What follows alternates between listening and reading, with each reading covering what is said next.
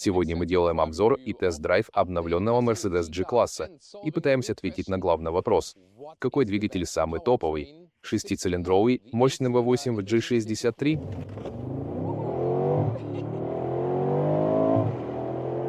Или же вовсе электрический вариант, новенький G-класс EV?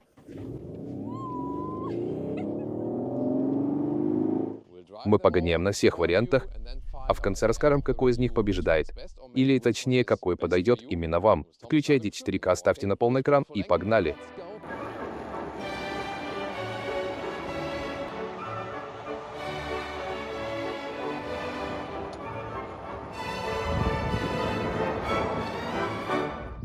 Начнем с G63, самой заряженной бензиновой модели. Видите эти вертикальные прутья на решетке радиатора? Это такой агрессивный стиль.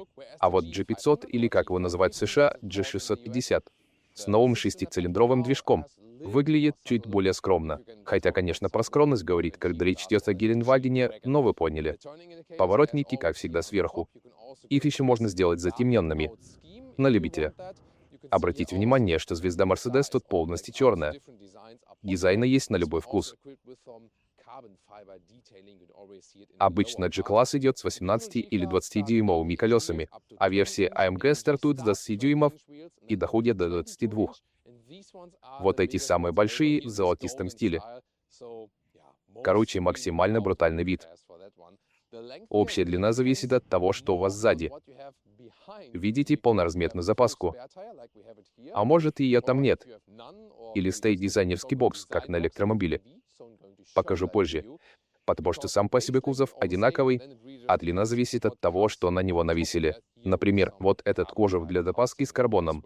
Это, кстати, G63. Как видите, по значку сзади. Тут много чего наворотили. Особенно по части аэродинамики. Шум ветра в салоне всегда был проблемой гелика.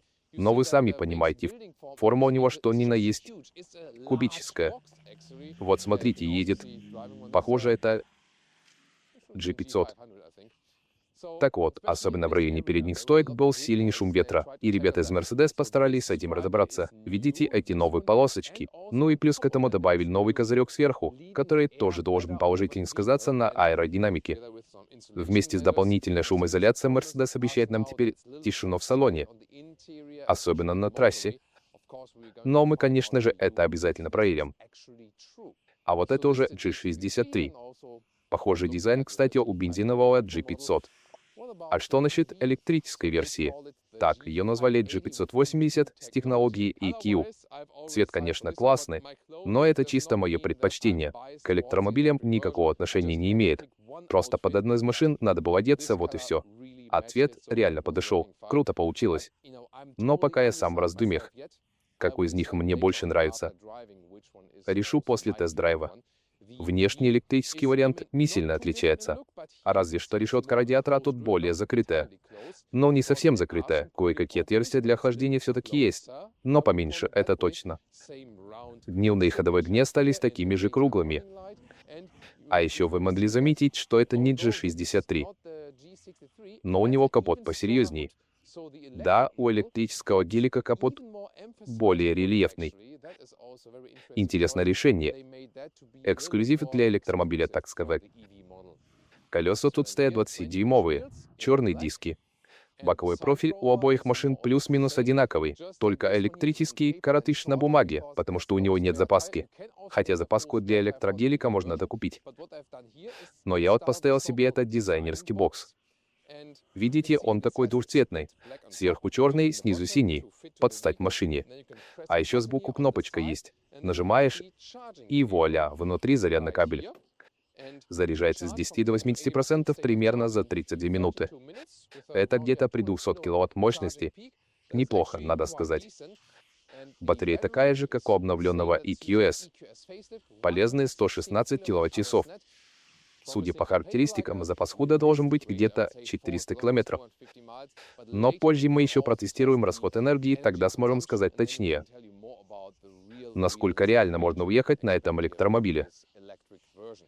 Ну а теперь давайте поговорим о бензиновых моторах. Первый на очереди у нас идет 3-литровый дизельный движок с 6 цилиндрами.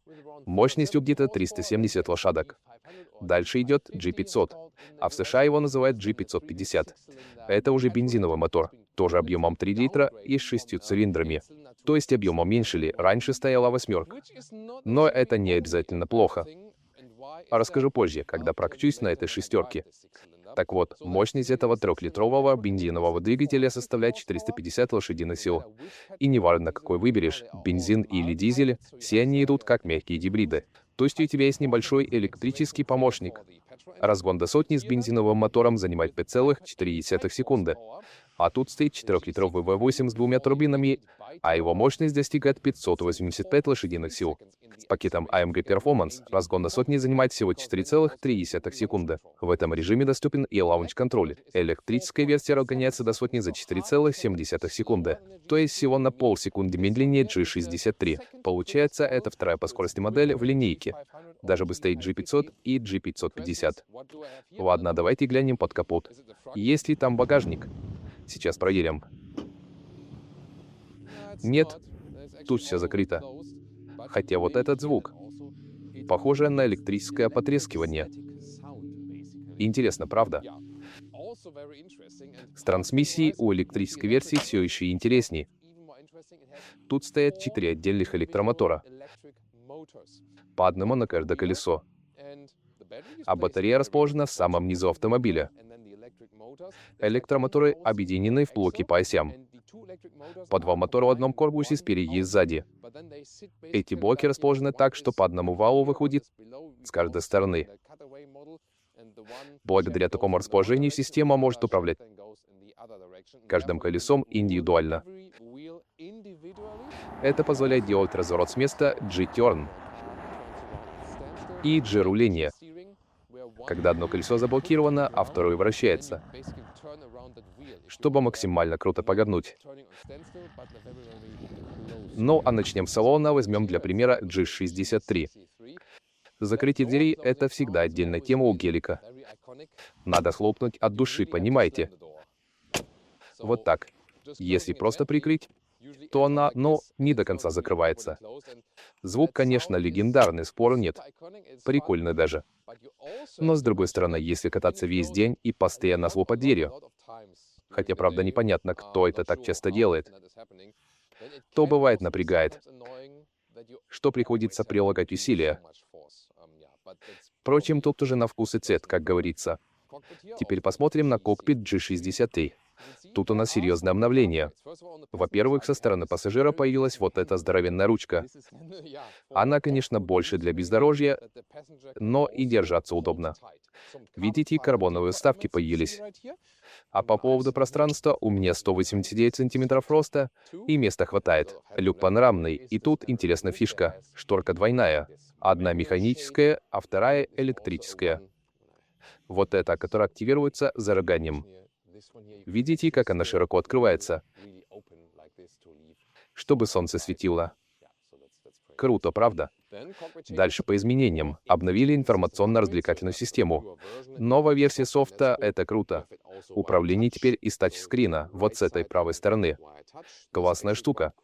А еще на цифровой приборке можно выбрать разный стиль отображения. Есть классический вариант, а можно врубить суперспортивный вид, например.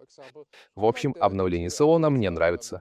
Буквально вчера ездил на дорестайлинговой версии, и по сравнению с этой выглядит, скажем так, слегка устаревший. Ну ладно, пока что сиденья доступны только с обивкой из кожи.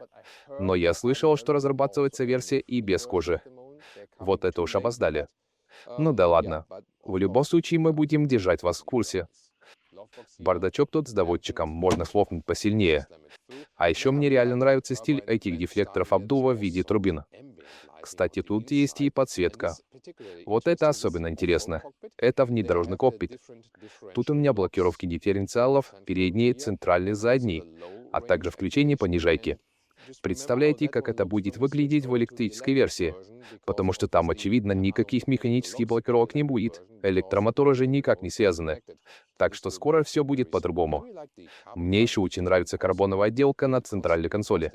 Потому что тут меньше этого рояльного лака, который так пачкается. Вот, открывается. Тут теперь есть площадка для беспроводной зарядки, и она еще и охлаждается снизу. Если убрать эту резиновую штуку, то увидите отверстие для охлаждения.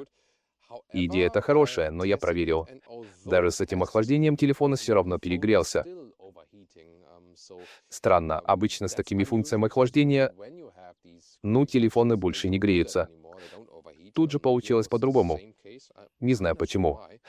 Подстаканники тут здоровенные, но бутылки держат не очень крепко. Зато их можно одновременно охлаждать и нагревать. Вот это прикольная, роскошная фишка. Дальше у нас этот тачпад, которым можно управлять системой развлечений, проводя пальцем вправо и влево, а в нижней части управляются режимы езды, спорт, комфорт и так далее. Для AMG по запросу доступна специальная гидравлическая система стабилизации крена. Тут вообще адаптивная подвеска, а эта система стабилизации — новинка. Мы ее как раз сегодня тестировали, ведь в этой машине есть все. А тут в подлокотнике стало больше места. Правда, проводов тут тоже многовато. Ну да, их всегда кладут на всякие мероприятия, чтобы все могли зарядить телефоны. И вот мой любимый руль. Микрофибра по бокам и карбон сверху. Режим езды можно переключать прямо на руле. Очень удобно. У руля AMG всегда вот этот двухспицевый дизайн. У обычного G-класса он будет, такой, с одним крылом справа и слева, а посередине как бы прорезь. Так что выглядит он немного по-другому. Так, давайте глянем на заднее сиденье. Спереди я спокойно разместился. Посадка тут прямая. Смотришь вперед на этот огромный капот и понимаешь, почему все говорят, что за рулем гелика чувствуешь себя особенным. Но вот сзади места маловато. Хотя, в принципе, в салоне поместится 4 взрослых ростом по 2 метра, а то и 5. Посередине тоже можно сесть. Над головой место есть. Тут чуть жестче, а по краям мягче. Этот задний экран развлечения, на мой взгляд, бесполезный. Сейчас все пользуются своими телефонами и планшетами. В общем, сзади не самое комфортное место, но зато сидишь прямо. Вот и все. Кстати, в новой версии обещали улучшить шумоизоляцию, так что сзади должно стать немного комфортнее. Но все равно это не какой-нибудь там роскошный пассажирский салон, как в современных кроссоверах. Просто имейте это в виду. А вот как складываются сиденья, это круто. И видите, этот ремень. Тяните за него, и нижняя часть поднимается, освобождая место для спинки. Потом все это складывается в ровный пол. Правда, до багажника все равно есть ступенька, но зато можно перевозить длинные вещи. Кстати, давайте сразу заглянем в багажник. Тут у нас примерно 575 литров. А поскольку запаска висит сбоку, то и открывается багажник вот так, в бок. А это, конечно, бензиновая версия. Ширина метр, легко. Длина около 80 сантиметров. А самое крутое — это высота. Она просто огромная. Тут, наверное, метр 15 сантиметров. Короче, ого-го. Видите, я сложил одно сиденье. То же самое можно сделать и с левым. Да, ступенька останется, но зато эта часть складывается ровно вровень с полом. Интересно, что в электромобиле багажник почти такой же. То есть, да, теряем литров 20 из-за того, что вот этот порожек у входа немного выше. Видите, в бензиновой версии он был бы полностью плоским. А так все примерно то же самое. Это хорошо. Задние сиденья тоже такие же. А вот передняя панель немного другая. Сейчас покажу. Вот так. Конечно, можно выбрать разные цвета салона. Сейчас тут серые сиденья. То есть это зависит не от типа двигателя, а от выбранной вами отделки. Вот тут снова поручень для пассажира и так далее. Сейчас включу побольше света. Приборка тут немного другая. Стиль немного напоминает EQS, EQE и прочее. но его можно немного подстроить. Хотя тут нет, например, суперспортивного оформления. Короче, тут все чуть менее вычурно. Но зато появились новые внедорожные индикаторы слева и справа. Можно выбрать специальный внедорожный режим. Вот так. Внедорожный режим. И когда я запускаю машину, тут появляется вся эта информация, угол наклона и так далее. Кстати, о бездорожье. Эта штука посередине выглядит так же, но в новой электрической версии она немного другая. Тут активируется понижайка. Погодите-ка, понижайка? Да, точно, это двухскоростная трансмиссия. То есть тут другое передаточное отношение, так сказать. Поэтому нужны две скорости. Две скорости для электрической версии. И ее включаешь вот тут посередине для езды по бездорожью. При этом у тебя не будет, но знаете, большого запаса скорости. Машина просто едет медленнее. Зато крутящего момента для бездорожья будет больше. Справа у нас кнопка G-разворота. Погодите-ка, это... Да, точно, это G-turn. Вот так. С помощью этой функции машина может крутиться на месте. А слева будет G-рулежка. Эта штука есть только в режиме понижайки G-steering, как я уже говорил. Задействует одно колесо и крутится вокруг него. И, конечно же, мы обязательно это сегодня опробуем. Ну, ребята постарались сделать так, чтобы вне зависимости от выбранного двигателя, начиная с базового экстерьера и заканчивая внутренним оформлением, для покупателя G-класса не было особой разницы. Это больше, чем просто езда, которую мы подробно разберем для вас. Так, а что же еще можно сотворить с этим дизайн-боксом? Не только проводки там всякие хранить. Илья сейчас нам покажет пару креативных идей. А почему бы не превратить его в корзинку для пикника с фруктами и закусками? Вода-то вон там, рядом плещется. Идеально. Правда, есть одно «но». Ладно, шутка. Просто на солнышке он может знатно раскалиться, наш дизайн-бокс. Но серьезно, а вы бы что положили в этот дизайн-бокс, кроме скучного кабеля?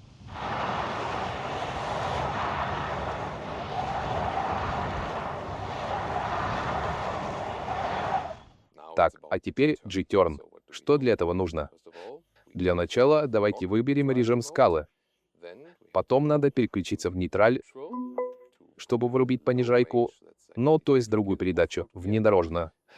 Затем можно активировать вот эту правую кнопку. Сначала переходим в режим драйв, а потом включаем G-turn. И вот. Держим под рулевой лепесток переключения передач, написано 1. Думаю, одного хватит. Итак, посмотрим. Офигеть. Это жесть. А теперь он останавливается, и получилось 720 градусов.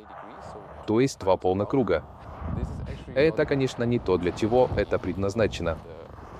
Реальный случай использования, но, например, я еду по бездорожью, и тут бац, вижу тупик, дальше не проехать. Или какие-то машины встречный пруд, и развернуться не получается. Вот тогда самое время для G-turn. Это будет правильное использование. То есть просто развернуться вот так. Градусов на 100, 120, ну или 180. Ну и потом спокойно ехать дальше, вот и все. Это как раз нормальное использование. А вот эти 720 градусов — это чисто для понтов.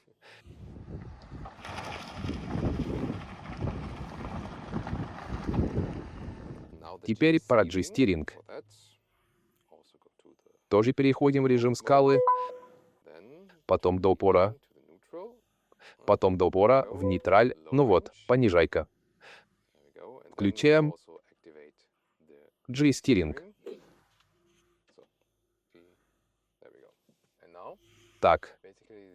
Так, и вот по сути он как бы подтормаживает внутреннее колесо, когда тут на слаломе, который вообще-то для этой машины слишком узкий. А сейчас он спокойно развернулся.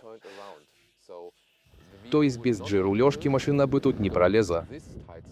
А сейчас ощущение, будто я медленно дрифтую. Вот именно так. Потому что левое заднее колесо тормозит, а остальная часть машины поворачивает. Да, это реально супер медленный дрифт. Интересное ощущение. И для чего же это нужно? Для скоростного слалома точно нет. Это скорее такая экстремальная демонстрация возможностей. Реальный случай, ты на бездорожье, и там такой крутой поворот, что никак не впишешься. Вот тогда включает G-стиринг, и можешь спокойно взять этот жуткий поворот. То есть это как раз тот случай, когда не надо туда-сюда рулить. И еще интересно, что будет, если остаться в режиме G-turn и немного поддать газу, как обычно делают на бездорожье. И вот, видите, машину реально уводит за нос. Так что это не просто G-стиринг, это еще и своего рода режим дрифта. Так вот, я сейчас в гостях у Михаэля Вайткопфа. Он инструктор, и он хочет показать мне, насколько быстро этот электромобиль действительно может ехать по бездорожью. И это было где-то 130 км в час. Но это уже больше похоже на ралли. Теперь понятно, почему этим занимается профессиональный инструктор. Лучше держаться крепче.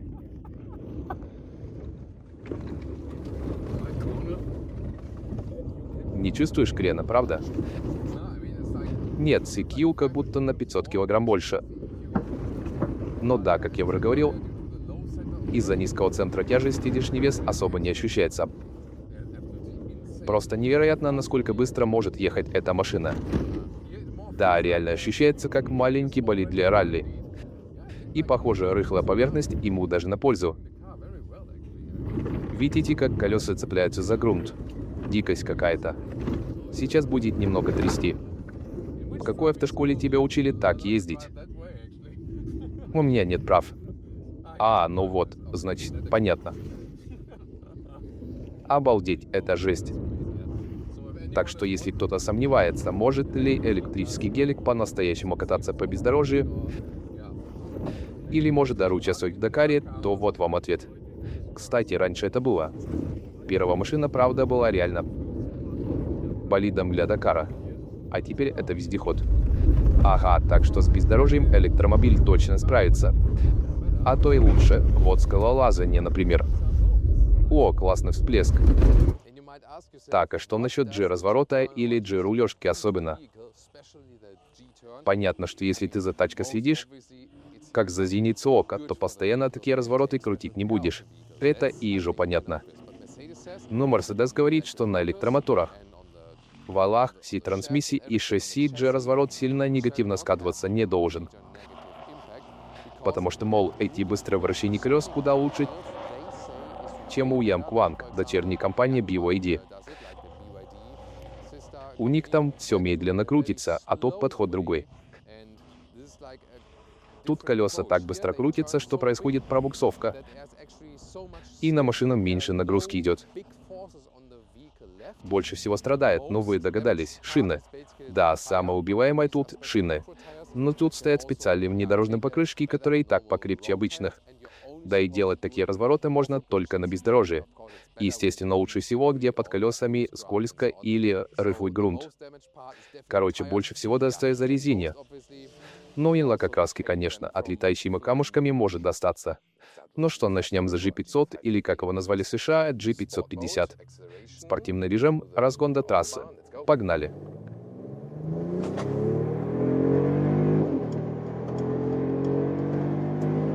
Так, вот уже 120, то есть с 20 до 120 км в час. Это не немецкий автобан, а французская трасса. Но разгнался он довольно неплохо. Тут стоит 3-литровая шестерка. Раньше на 500-м или 550-м стоял 8-цилиндровый мотор. Но и этот очень даже бодрый. Разгон по паспорту 5,4 секунды. Это в спортивном режиме, да, и передачи тут повыше. Можно переключиться и в комфортный режим. А по поводу шума ветра, ну вот, видите, сегодня тут ветрено. Это, конечно, хороший тест, потому что еще сильнее ощущается, насколько шумно в салоне. Но самое интересное, что буквально вчера я катался на дорестайлинговой модели, и там часто были какие-то дребезжания. особенно сбоку, и странные шумы от бокового ветра. Так вот, их теперь нет. Я об этом даже Ли и говорил. Она тоже заметила, что в обновленной модели стало тише. На трассе это хорошо проверять. Однако это не значит, что G-класс может тягаться с современными кроссоверами Mercedes. Если сравнивать, например, с GLE, GLS или GLC, любого размера, то у них шумоизоляция явно лучше. Нельзя отрицать, что сама форма у этого гелика все равно довольно кубическая. Он не такой уж и обтекаемый.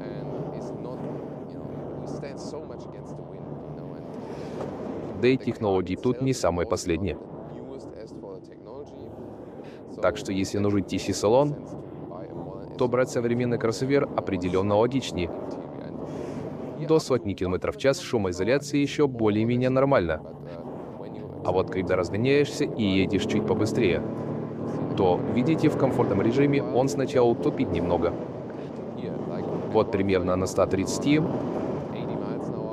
Ого, становится прямо очень шумно. Ветер сильно свистит, особенно в районе передних стоек. Да, они вроде как улучшили шумоизоляцию, особенно стыки кузова к панели. Но все равно тут шумно, это факт. Это надо понимать. Отсюда, кстати, и вопросы, почему же класс берут часто как городской внедорожник. Мол, ездят по городу, а он же для бездорожья. И вот это как раз объяснимо. Он не создан для того, чтобы мчаться по трассе на бешеной скорости. Это в первую очередь вездеход. Поэтому на трассе у него есть некоторые ограничения. Не по мощности, конечно, разгон у него все равно бодрый.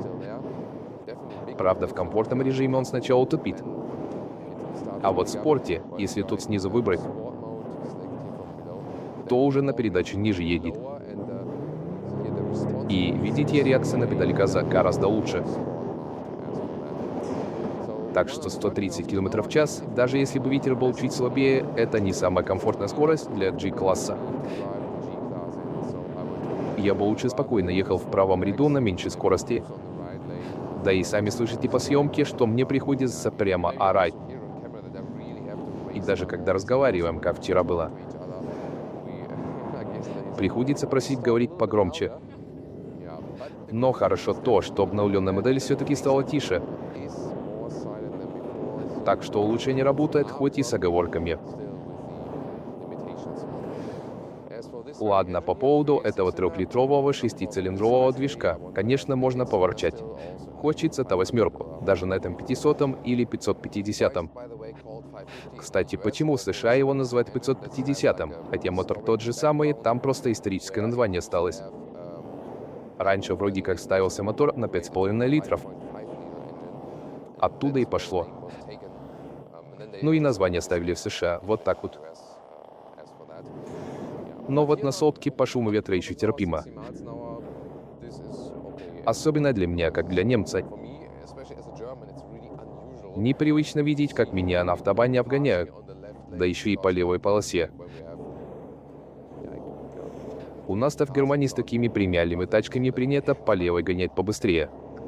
А расход топлива — это да. Сейчас я тут разгонялся и все такое, поэтому он, конечно, подскочил. Но до этого я ехал на круиз-контроле спокойно 100-110 км в час. Вот так вот. И расход был где-то 10 литров на сотню. И тут как раз эта шестерка выигрывает, она намного экономичней. Да, намного экономичнее восьмерки. 10 литров на сотню, ну такое. Для такой машины многовато, да. И дизель, который я тоже тестировал, он всего на литра 2 экономичнее, но может на 1,5 литра на сотню. Вот так вот. А дизель, он во многих случаях не так уж и выгоден. Плюс тут и повеселее ехать. Реакция на педаль получше, но зато восьмерка будет жрать еще больше, да. Но это мы скоро проверим. А еще посмотрим, что там по расходу у электрической версии. Ну что, ребята, поехали. Начнем с G63, самой мощной версии.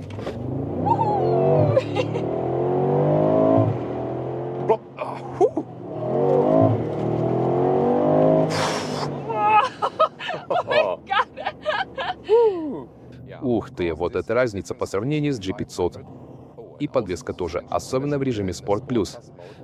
Но и жестко же тут. Чувствуешь каждую кочку на дороге. Плюс эти 22-дюймовые диски, конечно, сильно снижают комфорт. Так что этот режим больше подойдет для идеально ровных дорог. Вот этот, например. Здесь можно съехать с асфальта. Да, классно. Да, мне нравится. Хотя 22-дюймовые колеса, конечно, не лучший выбор для бездорожья. Зато в режиме Sport Plus с его 585 лошадями машина очень отзывчивая. А вот на более-менее нормальной дороге эти колеса уже нормальные. Тут чувствуется спортивность, отличная отзывчивость. В этой комплектации есть стабилизатор поперечной устойчивости, и должен сказать, обычно G-класс сильно кренится, а тут меньше.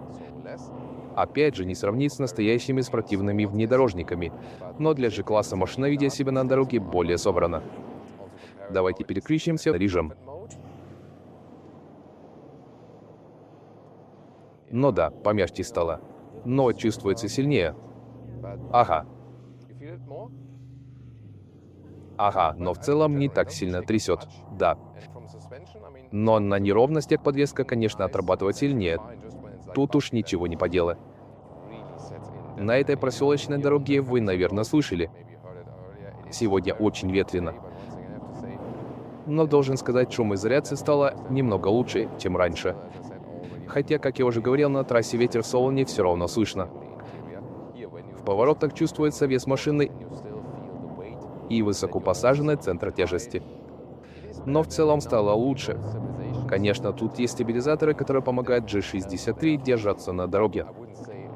Но назвать управляемость зажигательной, как у Porsche Cayenne или Callaway AMG, я бы не стал.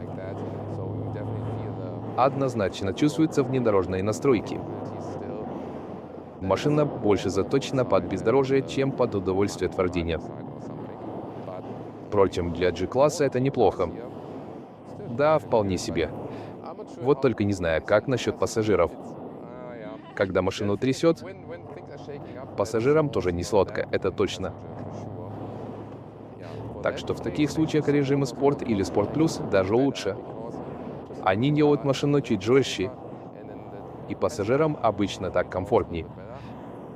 С другой стороны, Sport Plus чаще хочется ускориться, а тут уж очень крутая отзывчивость. Ну и фирменный рычащий звук V8 — это то, что всегда будет радовать владельца G63. Так что по прямой ехать абсолютно никаких проблем.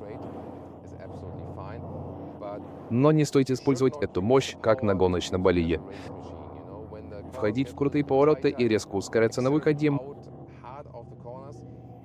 машина не так послушна, как может показаться. В общем, как и подбывает AMG, тут есть мощный мотор и продольная динамика. Но важно помнить, что эта машина не предназначена для резких маневров. Это все-таки G-класс. Это внедорожник. У него другие приоритеты. Не стоит ее насиловать. Я бы так сказал.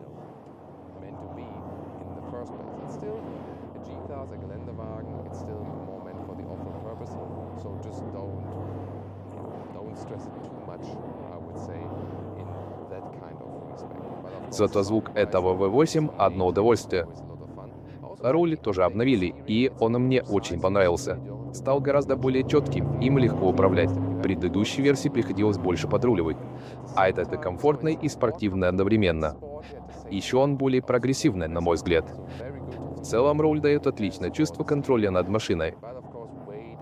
Но, конечно, учитывая вес, подвеску и все такое, всегда нужно быть внимательным. На этом автомобиле лучше не гонять, а то можно и контроль потерять. Все-таки, если уж совсем наглеть. Электротяга, разгон, но и подхват. Ну все, поехали.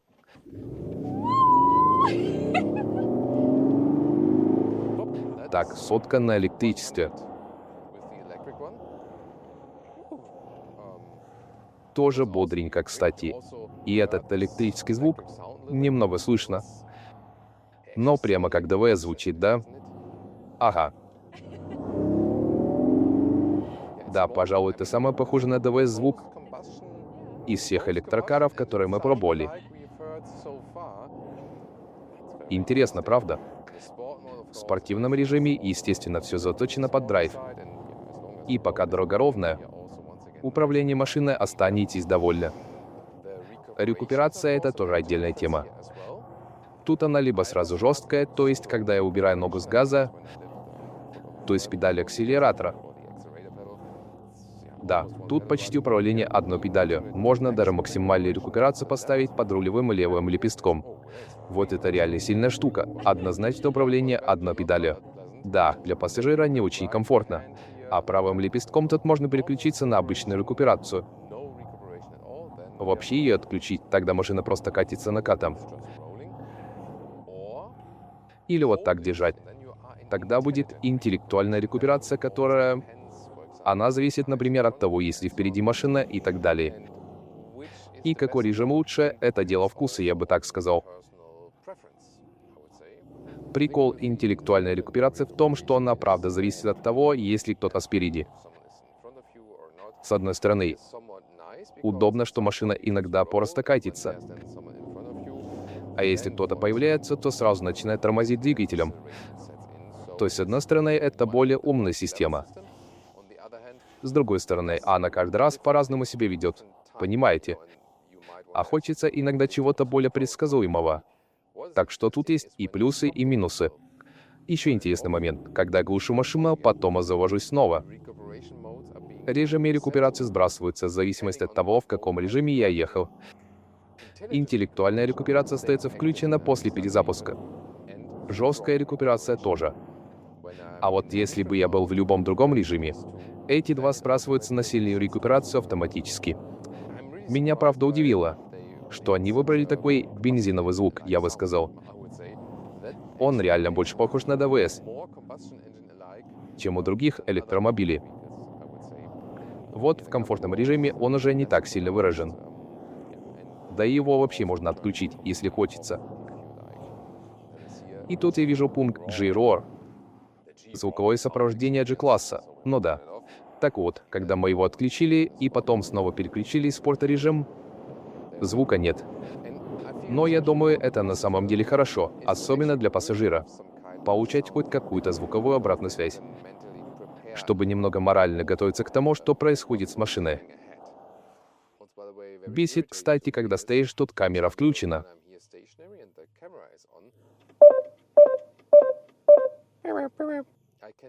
Режимы движения не сменить. Приходится камеру заднего вида отключать. Только тогда режимы переключаются. Не знаю уж почему так. Ладно, проверим управляемость в спортивном режиме. Сейчас разгонимся из этого поворота на малой скорости. Да, динамика реально крутая. Но, видите, управляемость не идеальная. Понимаете, чувствуется внедорожная ориентация. Но что еще интересно, все эти машины тут ведут себя примерно одинаково. В спортивном режиме. Посмотрите на руль, как он трясется или не трясется, потому что у нас тут нет особой AMG-шной системы стабилизации крена. И вот вопрос. Мнение пассажира. Он кренится сильнее, чем AMG. Не знаю. Он немного мягче, определенно. Да, он ощущается комфортным. Да, он мягче, но и колеса тут 20-дюймовые. AMG, я бы сказал, едет жестче и трясет сильнее. Да. Так что электрический вариант немного более щадящий. Тут еще и вес. на 500 килограммов больше, чем у G500 или 550. И примерно на 400 килограммов больше, чем у AMG. Чувствуется ли это? И так тяжелая машина. Так что дополнительный вес особо не ощущается. Думаю, это не самый важный момент. Я ожидал, что его будет больше чувствоваться. Но на самом деле не сильно, надо сказать. Так что AMG — это отдельная история, определенно. Он просто жестче, более спортивный. Но при этом это все равно не спорткар. А вот электрический 580 EQ по ощущениям от вождения очень похож на G500, я бы сказал. Только у этого, конечно, еще больше мощности, понимаете? Эта электрическая тяга включается очень и очень быстро. Так что это, я бы сказал, главное отличие от всех ДВС. Это мгновенно доступная мощность. Буквально с места. На первых метрах. Он разгоняется даже резче, чем G63 на самом деле. А на бездорожье 20-дюймовые колеса определенно сильно помогает. Большая разница с моделью AMG на 22-дюймовых дисках. Намного комфортнее на ухабах. Хотя, когда совсем трясет, все равно чувствуется. Слышно и ощущается, как трясется все это оборудование с камерами и так далее. Переключим в комфортный режим. Он немного мягче и комфортнее, и тогда вообще нормально. Ну что ж, давайте к ценам. Они стартуют, грубо говоря, исходя из немецкой рекомендованной розничной цены, минимум со 120 тысяч евро за дизель, 130 тысяч евро за G500 или G550, то есть за 6-цилиндровый бензиновый двигатель. Больше 140 тысяч евро за электрический вариант G580. Ну и, конечно, G63. Примерно за 190 тысяч евро. А если еще всяких плюшек добавить, то за G63 легко можно перевалить за 200 тысяч евро. Электричество, понятное дело, тоже будет дороже. G63 пока что остается самой дорогой версией. Так какой же двигатель выбрать? Тут надо понимать. Расход электричества, эффективность модели EQ. И вот тут интересно, потому что разница между спокойной ездой и быстрой ездой на трассе колоссальная. Мы провели тест и ехали в основном 80 км в час. И при такой скорости расход оказался вполне приемлемым. Около 23 киловатт-часов на 100 км. То есть на такой скорости, грубо говоря, по городу и так далее, можно проехать километров 500 на одном заряде.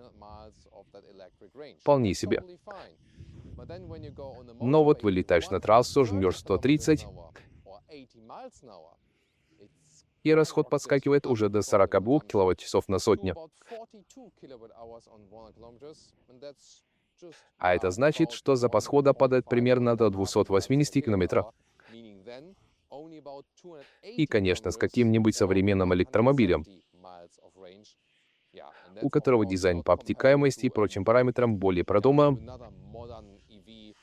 это не идет ни в какое сравнение. Особенно шумно становится на высоких скоростях по трассе. В общем, по трассе гонять явно не его стихия. С другой стороны, для электрокара этот недостаток может и не самый критичный. Так что если у вас есть нормальная зарядная инфраструктура, и вы собираетесь ездить в основном по городу, за город или на бездорожье, то электромобиль — ваш вариант. Тем более, что по цене он выходит не самым дорогим, если сравнивать с G63. Но от G63 переплата за него точно не оправдана. Ездить на нем даже жестче. Так что если мыслить логически, то смысла в G63 особого нет. Опять же, из-за цены. Да, там V8 и отличный показатель разгона. Но вот по ощущениям от езды, в G500, 550 или электрической версии, честно говоря, комфортнее. Я бы сказал, что по ощущениям электрическая версия близка к G500 или 550, за исключением разгона. У электрокара разгон молниеносный, он всегда под рукой. Он настолько резкий, что на первых метрах даже G63 позавидуют. В общем, выбор зависит от наличия зарядных станций. Ну и, конечно, если у вас нет нормальной зарядки, а хочется взять самый лучший G-класс в целом, то я бы советовал брать G500 или 550, как его называют в Северной Америке. Потому что расход у этого нового трехлитрового шестицилиндрового движка вполне себе приемлемый. Так что я не вижу в нем большого минуса. Это самый экономичный из двигателей, на котором при этом еще и приятно ездить. Понимаете, о чем я? Дизель, конечно, может быть еще экономичней, но езда на нем, возможно, не такая драйвовая. Так что G500 или 550 — золотая середина, если вы не хотите электромобиль. А я бы что взял? Но раз уж я по трассе гонять не собираюсь, то электрический вариант, по-моему, вполне себе крутой выбор. Если есть возможность заряжать его дома или где-то еще на своей территории. В общем, наверное, электро. Но в целом, для меня больше всего подходит G500. Он самый универсальный. На нем можно делать все, что угодно. И еще, я подожду салон без использования кожи, прежде чем покупать G-класс. А вы что думаете, какую версию выбрали бы вы? Напишите в комментариях, какую бы вы забрали домой прямо сейчас.